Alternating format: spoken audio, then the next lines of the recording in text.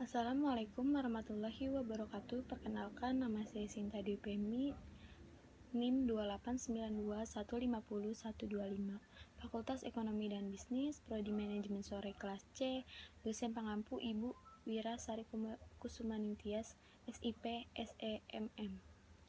Saya akan mempresentasikan tugas ujian akhir semester Etika Bisnis dan Perusahaan Lingkungan. Pengertian lingkungan dan resiko lingkungan. Lingkungan adalah kombinasi antara kondisi fisik yang mencakup keadaan sumber daya alam seperti tanah, air, energi surya, mineral, serta flora dan fauna yang tumbuh di atas tanah maupun di dalam lautan. Dengan kelembagaan yang meliputi ciptaan manusia, seperti keputusan bagaimana menggunakan lingkungan fisik tersebut. Lingkungan juga dapat diartikan menjadi segala sesuatu yang ada di sekitar manusia dan mempengaruhi perkembangan kehidupan manusia. Risiko lingkungan atau environment adalah risiko yang terjadi pada lingkungan akibat dari tindakan yang disengaja atau tidak disengaja dan telah menimbulkan kerusakan atau kehancuran pada lingkungan. Dapat penghancuran lingkungan yang dilakukan disengaja terjadi akibat ekspansi suatu perusahaan. Ekspansi tersebut dapat terjadi dalam berbagai bentuk seperti penambahan produk baru, eksplorasi, tambang, dan lain sebagainya, di mana sebuah telah menimbulkan kerugian pada lingkungan. Kerugian tersebut dapat diukur dalam bentuk finansial atau non-finansial. Pengaruh risiko lingkungan terhadap perusahaan. Bagi suatu perusahaan yang telah menimbulkan perusakan lingkungan, maka ada bentuk risiko yang harus ditanggung sebagai akibat terjadinya environment tersebut, yaitu A. Pihak manajemen perusahaan akan menghadapi sanksi hukum karena telah melakukan kerusakan lingkungan sekitar. Dengan begitu, pihak manajemen perusahaan harus membayar biaya pengacara dan menyiapkan bahan-bahan pendukung selama proses hukum tersebut, termasuk berbagai aktivitas bisnis yang berhubungan dengan kasus tersebut akan mengalami kendala pekerjaan. B. Pihak manajemen perusahaan harus menghadapi tekanan dari resiko NGO, Non-Government Organization, baik yang berasal dari dalam maupun internasional. Tekanan yang dihadapi sejauh pelanggaran yang telah menimbulkan dampak terbentuknya resiko lingkungan tersebut. C. Para mitra bisnis yang selama begitu dekat dan mendukung perusahaan akan mengambil tindakan prudent hati-hati, terutama mengantisipasi jangan sampai perusahaan juga ikut terlibat dalam resiko lingkungan yang telah ditimbulkan perusahaan tersebut. D. Pihak manajemen perusahaan harus siap menghadapi sikap protes masyarakat sekitar yang selama ini telah dirugikan akibat beroperasinya perusahaan. Industri dan perusahaan lingkungan. Di sini suatu bisnis, khususnya industri, memegang peranan besar dalam ikut dalam memberikan dampak tersebut.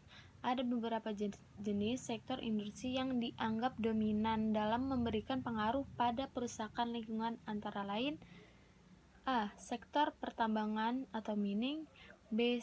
Sektor pabrik atau manufaktur, C. Sektor minyak dan gas atau oil dan gas, D. Sektor perhotelan atau real estate. Keempat sektor ini dianggap memiliki dominasi tinggi dalam mendukung timbulnya pengaruh pada kerusakan lingkungan. Sektor tambang dalam eksplorasi pertambangan telah membawa berbagai dampak kerugian, seperti kerusakan hutan di kawasan dianggap dikemukakan bahwa bahan tambang. Dalam kasus perusahaan tambang batubara telah menyebabkan terdapatnya lubang-lubang besar yang ditinggal karena batubara diambil. Pengeboran minyak lepas pantai dalam kasus kebocoran pipa atau meledaknya kapal pengangkut telah menyebabkan pencemaran laut dan membuat berbagai habitat laut menjadi mati. Oleh karena itu, persoalan perusakan lingkungan dengan motif mengembangkan bisnis tidak harus menjadi tanggung jawab pemerintah pusat semata, namun melibatkan pemerintah daerah. Jika kondisi ini dibiarkan akan menimbulkan pergesekan sosial masyarakat seperti kecemburuan sosial, Kasus kecemburuan sosial itu pernah di beberapa tempat di Indonesia. Faktor yang paling berperan untuk merusaknya lingkungan disebabkan oleh kemiskinan. Sebuah bangsa yang rata-rata masyarakat berada di garis kemiskinan memungkinkan kepedulian kepada lingkungan menjadi rendah. Ini ditegaskan oleh Emil Salim bahwa kemiskinan lingkungan pada saat tingkat kesejahteraan telah tercapai atau ketika kemiskinan telah ditinggalkan. Dalam rangka menghindari timbulnya kerusakan lingkungan yang semakin luas, maka yang harus dilakukan adalah membangun konsep pembangunan yang mengandalkan natural resource atau sumber daya alam ke pengembangan sumber daya manusia. Banyak catatan yang menjelaskan bahwa negara yang mengandalkan dan mengumpulkan investasi pada human capital atau modal manusia memiliki tingkat kemakmuran yang lebih tinggi dibandingkan natural resource. Sumber polusi udara, produksi energi, pengangkutan, konversi, serta rumah tangga, industri, penggunaan kendaraan bermotor merupakan penyumbang antropogenik utama kepada polusi udara. Bahan-bahan pencemar utama yang terpenting adalah timbal, partikel halus, karbon monoksida, nitrogen oksida, hidrokarbon, sulfur dioksida, dan karbon dioksida. Sumber pencemar polusi udara lainnya yaitu A. Timbal. Timbal adalah salah satu sumber polusi udara yang bersumber dari pembuangan bahan bakar kendaraan bermotor, cat, dan sejenisnya, dan timbal mampu memberikan pengaruh pada kesehatan seperti mempengaruhi urat saraf, jantung, dan ginjal. B. Partikel.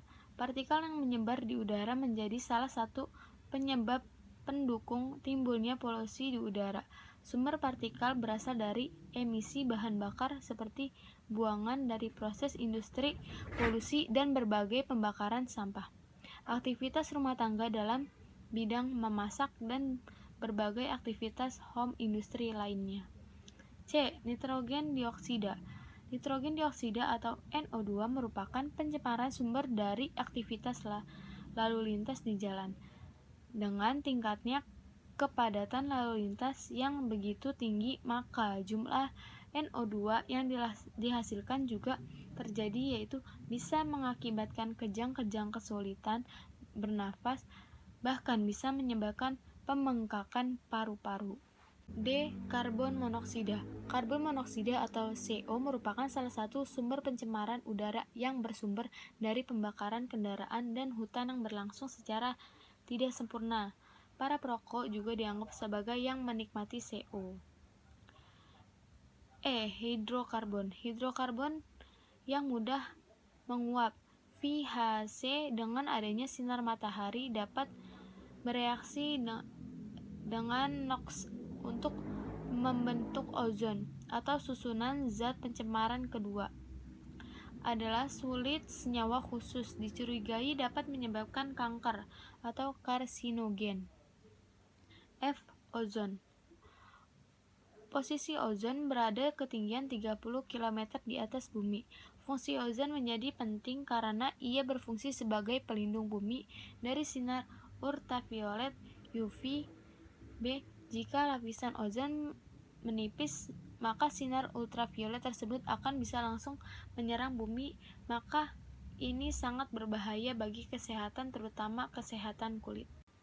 Solusi dalam menyelesaikan masalah risiko perusakan lingkungan. Ada beberapa solusi yang dapat diterapkan dalam rangka menghindari terjadinya risiko lingkungan, yaitu A. Perusahaan menganggarkan sejumlah dana untuk dialokasikan guna menyelesaikan berbagai permasalahan yang berhubungan dengan risiko lingkungan atau environmental. B. Menerapkan konsep pembangunan yang berkeseimbangan dengan alam serta turut mengembangkan alam atau eco-development. C. Dibangunnya solusi konstruktif dalam bidang pengembangan lingkungan seperti bagaimana melakukan pengendalikan polusi udara, pencemaran air, kesadaran dan kepedulian pada lingkungan serta menyelamatkan hutan dan marga satwa, penataan perumahan yang berbasis harmoni dengan alam. D. pihak lembaga terkait memberikan penghargaan dalam bidang lingkungan. Pemberian penjelasan lingkungan dapat dijadikan sebagai salah satu acuan untuk melihat bagaimana prestasi perusahaan dalam turut menjaga lingkungan. Menentukan dengan jelas dan tegas pada setiap perusahaan yang ingin ikut tender penggorapan proyek harus memiliki sertifikat ISO bidang lingkungan dan berbagai persyaratan yang lain berhubungan dengan lingkungan. Kasus PT Tekstil Sejahtera Alam adalah perusahaan tekstil yang telah berdiri selama 12 tahun. Berkedudukan di Tangerang, Indonesia. Aktivitas perusahaan selama 10 tahun yang lalu tidak menunjukkan peningkatan profit yang luar biasa.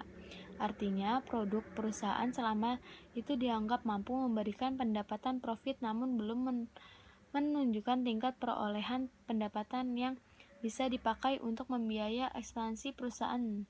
Contohnya, ketika perusahaan membutuhkan mesin baru dan mobil operasional, maka pihak manajemen memutuskan untuk meminjam ke perbankan dan menyelesaikan pembayaran dengan mengalkulasi penjualan dan penerimaan profit yang akan diterima. Dalam 2 tahun terakhir, pihak pemilik perusahaan atau owner sudah menempatkan manajer baru yang dianggap lebih gesit dan penuh terbosan. Bisnis adalah perusahaan memiliki kontrak bisnis dengan 20 tahun terakhir ini jelas sangat menguntungkan bagi pihak perusahaan karena mereka sebagai penyediaan bahan kaos dan selanjutnya tinggal menghubungi rekan bisnis bidang penjahit. Bahkan bagi pemilik, keuntungan yang diraih akan menjadi dana yang bisa dipakai untuk memperluas pabrik dan berbagai penyediaan sarana fasilitas lainnya yang selama ini belum tersedia. Bagi karyawan juga bisa mendapatkan bonus karena perusahaan memperoleh keuntungan besar. Namun, ada persoalan ini lain dihadapi membuang limbah pabrik manajer perusahaan, yaitu tingkat pencemaran air sungai selama ini dipakai membuang limbah pabrik. Para warga sekitar mengeluh, termasuk mereka yang selama ini tergantung pada air sungai untuk dipakai sebagai kebutuhan sehari-hari, tidak bisa dipakai lagi, sehingga otomatis kerugian atas aktivitas pabrik sangat dirasakan. Apalagi sejauh ini PT Tekstil Sejahtera Alam sampai sejauh ini belum memiliki alat yang paling efektif untuk menfilter atau menetralisir pembangunan limbah pabrik secara modern. Solusi: berdasarkan kasus-kasus yang dinilai etika bisnis dapat memberikan adalah 1. Bagi pihak manajemen harus bisa menyediakan alat penetralisir pembangunan limbah pabrik secara modern dan bersifat ramah lingkungan. 2. Pihak manajer harus melakukan pendataan terhadap berbagai bentuk kerusakan yang telah ditimbulkan selama ini dan itu bersifat merugikan finansial masyarakat. 3. Menyangkut tentang perusahaan konsep manajer yang telah diterapkan selama ini, yaitu jika dianggap salah satu secepatnya untuk dilakukan perubahan itu dibuat dalam rangka keinginan menempatkan perusahaan sebagai perusahaan yang bernilai benefit di mata konsumen dan masyarakat. Demikian presentasi yang dapat saya sampaikan, kurang lebihnya mohon maaf. Wabillahi taufik walhidayah. Wassalamualaikum warahmatullahi wabarakatuh.